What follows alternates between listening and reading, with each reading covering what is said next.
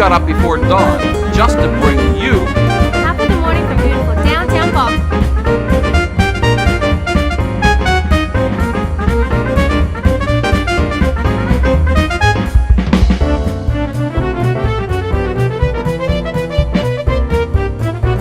Hi, the top of the morning.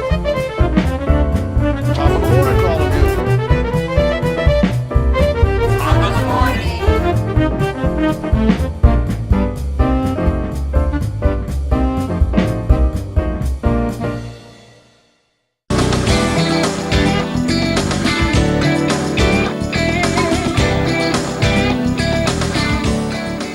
Hi, I'm Mayor Kim Driscoll. I want to welcome you to Salem, Massachusetts. We've got a great show in store for you today. You can learn a little bit about our city, and I hope to learn a little bit about yours. Stay tuned.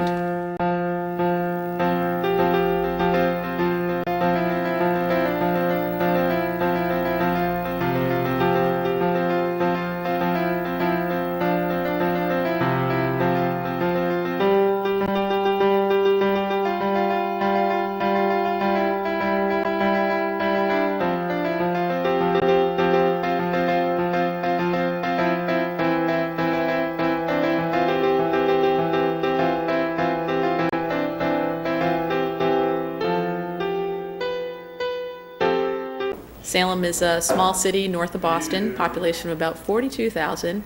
And one of the things we especially enjoy about living in this part of the country is the wonderful history we have. And here in Salem, we're no stranger to that, from the witch trials to a terrific maritime history, as well as a number of literary greats. Salem offers a tremendous amount for visitors and for people who live and work here. Right now, we're in City Hall, the second oldest city hall in America, and we're currently in the City Council chambers. So twice a month, this same area is packed with folks as we're making decisions at the legislative level about everything from ordinances to policy decisions for the entire community. As you can see, we are in an active building. We're the second oldest building, but there's still a number of offices, so there may be some things in the background we're hearing as people are shuffling between the mayor's office and other departments within City Hall. I've lived in Salem for about 20 years now, and feel really passionate about this community. From our history to museums to beautiful architecture, it's a really special place, and I felt like having a background in municipal government, my background's both legal counsel and a deputy city manager in a nearby community, that I wanted to bring that experience here. And I had an opportunity to run for mayor, and thankfully I won, and I've been doing it now, as I said, for about a year and a half.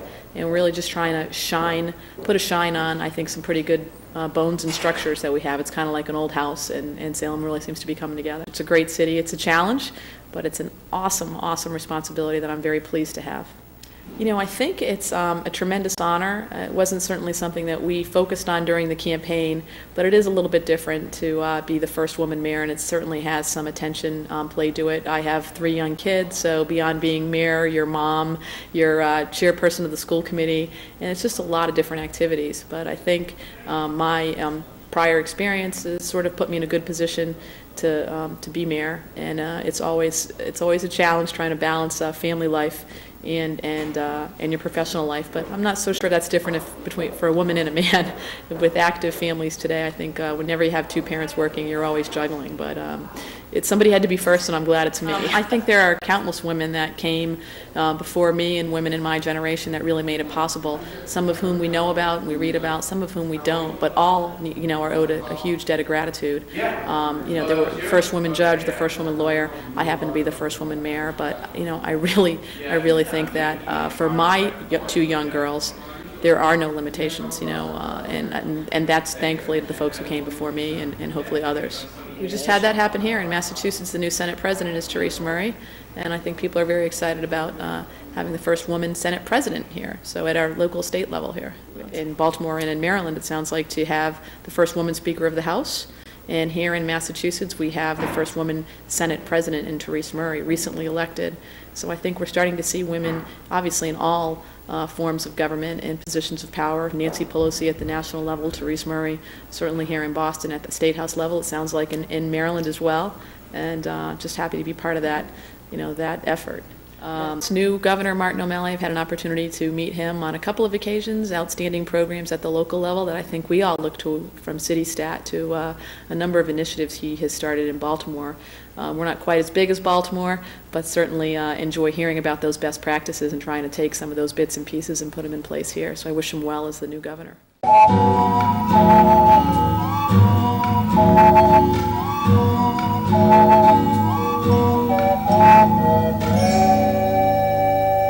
Hello, I'm Allison DeMario. I'm Director of Education at the Salem Witch Museum in Salem, Massachusetts. I'd like to welcome you to the museum. Salem Witch Museum was started in 1972 because there was interest in the Salem witch trials, but there was really no place for visitors to find out anything about the history.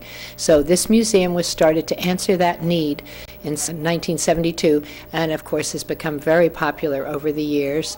Lots and lots of people come to Salem, not just, of course, because of the Salem witch trials, but many of them are interested in that history because they've either read The Crucible or acted in the play and was produced in high schools.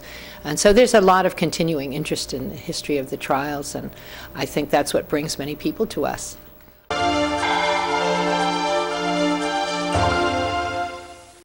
It's a big part of Salem. Certainly what happened here in 1692 is very prevalent in modern-day Salem, and I think we also try and showcase the fact that Salem, with something called the Salem Award, it's an annual award that is provided to individuals who have done things within their own lives, social justice type of an award, as a way to demonstrate that what happened here in 1692, while it certainly brought notoriety to the city, in many ways it was infamous notoriety, and one of the things we hope to do is showcase that while that happened here, we certainly don't want those sorts of events to take place again in the future.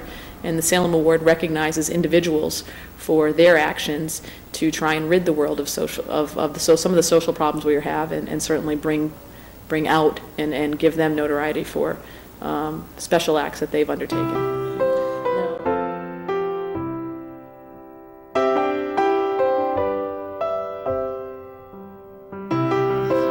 Hello, I'm Laurie Cabot. I'm the official witch of Salem, Massachusetts. I have been an open witch in this city. I'm the first open witch in this city since 1967.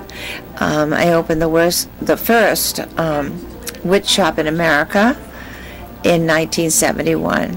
And in 1973, I put on the first official witches Halloween ball. It's called Samhain to us. It's our New Year's, and I put on a ball in the Armory, and we had like 1,000 people there. Since then, of course, we have a community of witches in Salem, families, men, women, children, and it has grown, and it is a lovely community. She's actually has a lot of notoriety in the city and in the state and in the nation. And I think early on in Salem's tourism and visitor industry, as we grew, Laurie Cabot played a very, very big role in that. And I think the Wiccan religion, we sometimes need to separate what happens in terms of the city's witch history and the economics around the visitor industry from the Wiccan religion, which we have a number of folks who practice that religion here and who see all sides of that issue. Some enjoy the fact that witchcraft plays such a prominent role within the city, and others shudder from that. And I think we try and be respectful of that at all levels to the extent that we can.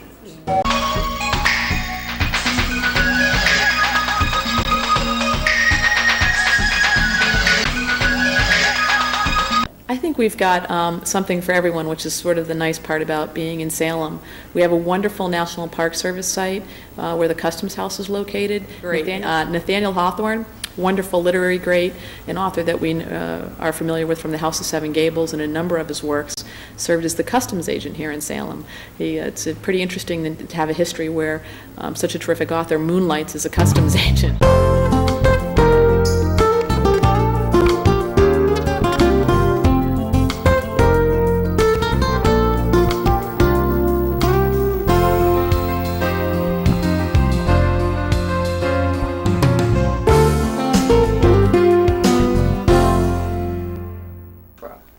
Hello, my name is Susan Babine. I'm the Director of Sales and Marketing at the Hawthorne Hotel. We're sitting here in one of our lovely deluxe rooms with 2 double beds, perfect for families. We have 89 rooms in the hotel, and each one is very, very different in terms of size as well as decoration. In 1925, the city of Salem was really it was a booming industrial city, or town, if you will, and it also attracted enormous amounts of visitors, both domestic and international. However, it didn't have a hotel, and both the Salem Rotary and the Salem Chamber recognized that for Salem to succeed, it really needed to have a hotel. And so they gathered together a private company to manage the raising of the monies to build the hotel through the sale of public and private stock. And they did raise enough money to build this hotel. And at the time, the Nathaniel Hawthorne statue, located just outside the hotel, was situated at the Museum of Fine Arts.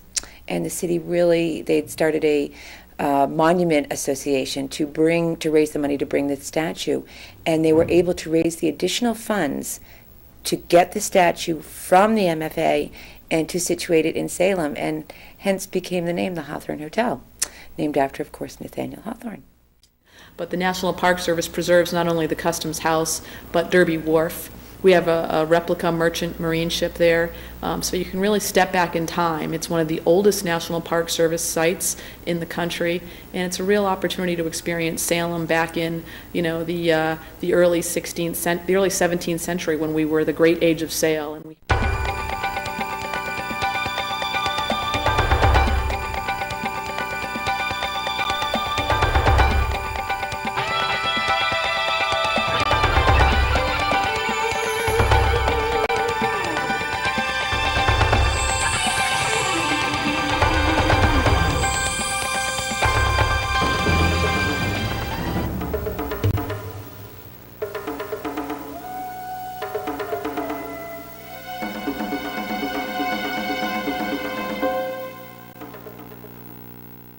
My name is Doug Crystal. I'm a volunteer on board the Friendship, been with the program for about 4.5 years.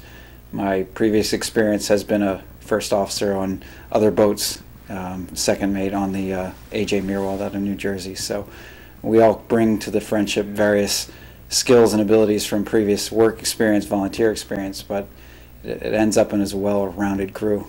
Today I've been helping bend on one of the jibs, the headsails on the Friendship, as well as helping to house the mizzen topgallant royal mast.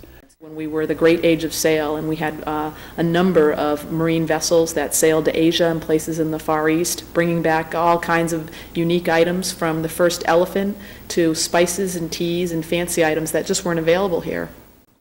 Hi, I'm Tom Watkins with the Mayor's Office. I'm project manager here in the office. And just to tell you a little bit about what this display case is all about, these are gifts that we had collected over the years from Otaku, Japan, which is our sister city. And we started the sister city relationship about 15 years ago with Otaku and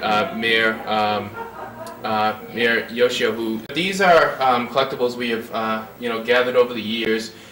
I was going to say, at that point in time, Salem had a larger port than Boston, and the first millionaire in America, Elias Haskett Derby, made his fortunes in the great age of sail right here in Salem. So there's a lot of interesting history there.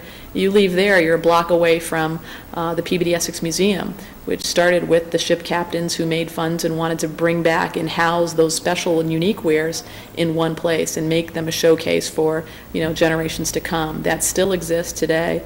It has an incredible, impressive array of Far East items on display. They have an entire house from China that was brought back piece by piece and recreated here, the Ying Yu Tang house, and there's just a number of wonderful exhibits there. And just a very walkable city with wonderful restaurants, great retail environment on the waterfront, and it's a really special experience. We have one of the oldest candy shops just a stone's throw from the National Park Service site. You can still see the types of candies that were made, back in the day, as well as enjoy some more modern sweets.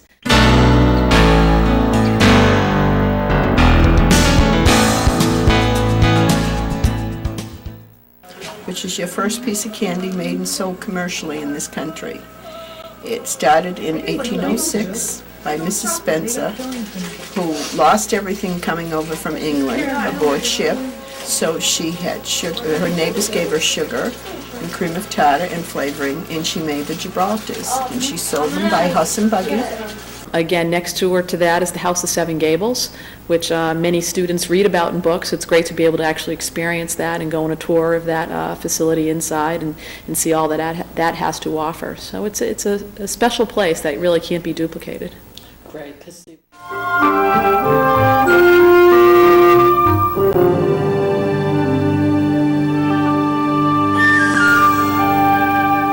Hi, I'm Stan Birchfield, Executive Director of the House of the Seven Gables. Welcome to this registered National Historic Landmark District in Salem, Massachusetts. We've had a designation that just came to us recently naming us a registered National Historic Landmark District, one of the few in the United States, like Beacon Hill or Historic Annapolis, for example. We've done a major roof renovation and chimney reconstruction on the famous House of the Seven Gables. We've done a lot of work with building and grounds in the preservation aspects of taking care of the property. This is a 9-building complex. 7 of the buildings are historic, so just taking good care, being good stewards so that we can present these buildings and the stories of the people who lived here for generations to come.